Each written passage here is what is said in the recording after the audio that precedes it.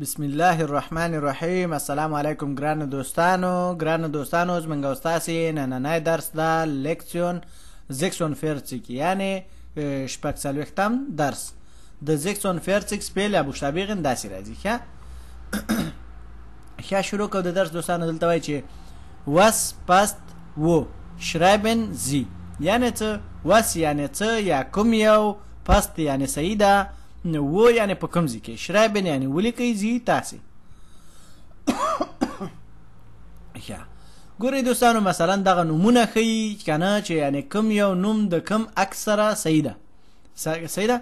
البته دا نومونه مخکې د دې عکسو سره لیکل شوي نه وو. دا اوس درته ما تیار لیکلي د څه دپاره چې یو ویډیو غټېږي بل هم وخت چټي ضایع کېږي. پوه شئ؟ نو امیدوارم تاسې پوه شوي یئ. لیکن د دغه خط معنا دغه شی وه چې یعنی مثلا بیا وایي شرایبن زی یعنی ولیکئ چې شی ولیکئ بیا په دغو ځایو کې یعنی ورسره ولیکئ. خو لیکن دا ما تاسو ته تیار لیکلي اوس یې صرف درته هم البته ما تاسو ته دا خبره دونه اوږده کړه د دغه معنی دپاره. صحیح ده؟ ښه دوستانو زه به صرف تاسو ته یې وارې د عکسو نومونه ووایم بیا به لاندې نور درس ته لاړ شو. صحیح ده؟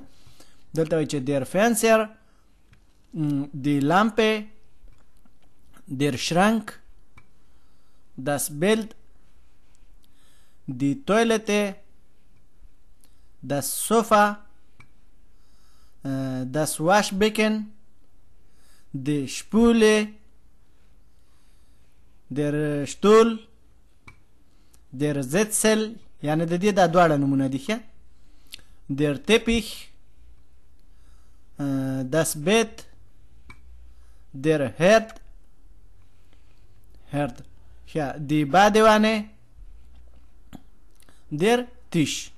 ښه امیدوارم دوستانو تاسې په دې باندې پوه شوي یئ. اوس به لاندې لاړ شو چې لاندې څه وایي.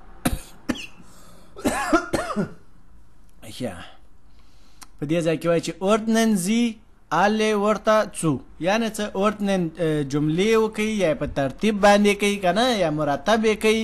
زی تاسې alle یعنی ټولې ورته یعنی دا جملې څو یعنی په څه یعنی په د ترتیب باندې دغه د دیر دی دس چې ده که نه د دیر هغه د دیر ارتیکل نومونه یا جملې چې دي هغه تاسې دلته ولیکئ او د دی هغه دلته ولیکئ او د دس هغه دلته ولیکئ. نور ګورئ دوستانو چې مثلا ما تیارې درته لیکلي دي صرف د خط معنا په حساب باندې مې درته ویلې. ښه او بل دوستانو دغه ځای کې دغه رنګ کې دا مثلا دا لکه تاسې نه دا مخکې په پنسل باندې لیکل شوی وي هغه نه ښکاره کېده. نو د هغه حساب دپاره مثلا د دې کاغذ کاپي ما د کتاب نه اخیستې دغه حساب دپاره درته وایم. ښه نو دلته چې ده بیا دا ما پاک کړه یعنی د کمپیوټر رنګ لږ تیز ده بیا مې بس دلته درته نور په کمپیوټر باندې ولیکل. ښه امیدوارم چې تاسې په دې باندې پوه شوي ځکه صرف دغه خط معنا مې درته ویلې.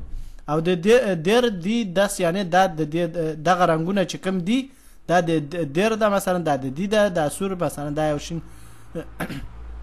چې ده که نه مثلا دا د بوټو غوندې شین دا د دس ده. ښه امیدوارم تاسې پوه شوي یئ. ښه اوس به دې لاندې ته راشو. دلته وایي چې میرکې نخ دیر دی دس شرایبت من یعنی څه میرکې یعنی ګورئ دوستانو سړی اول یو شی مشخصوي یا په تصور کې راولي که نه نخ یعنی په تصور کې راولي که نه.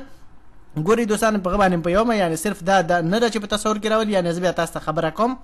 دلته وایي چې نخ دیر دی دس شرایبت من یعنی څه نخ یعنی وروسته دیر دی دس خو ارتیکل دی یعنی د دې ارتیکلو نه وروسته که نه شرایبت یعنی لیکي من یعنی سړی که نه یعنی اول ارتیکل لیکي بیا شی لیکي. او دا میرکې چې ده که نه میرکې یعنی څه ګورئ دوستانو د دغو نومونو دغه عکسونه یې نه که نه د دغو نه یو شی تاسې تصور وکئ. مثلا اوس لیکو که نه چې تیپیک که نه تیپیک اول دغه ته سوچ کو که نه چې یا تصور کې راولو چې دغه ارتیکل به څه شي. ارتیکل یې ګوره اول خو مثلا دغه ارتیکل لیکو مثلا دیر هغه د دیر تیپیک که نه تیپیک مثلا دغه د ارتیکل سره مو لیکو. که مثلا اوس بل شي لیکو مثلا لیکو چې بادیوانې که نه یعنی دغه یو اوس مثلا اوس هغه کوو دا څنګه چل کو مثلا اوس تاسې داسې تصور وکړئ دې ځای کې د دې دا نومونه نشته. هو آفرین بس دغه د سوچ کې درته راغی دی بادیوانې. ښه بادوانې. ښه نو دغسې ښه امیدوارم دوستانو تاسې پوه شوي یئ او بس درس هم ډېر اسانه درس و دوستانو. د راتلونکي درس پورې دوستانو په پاک الله باندې سپارمه. فی الحال چوس ځکه چې زه ټوخېږم نوره مې طاقت نه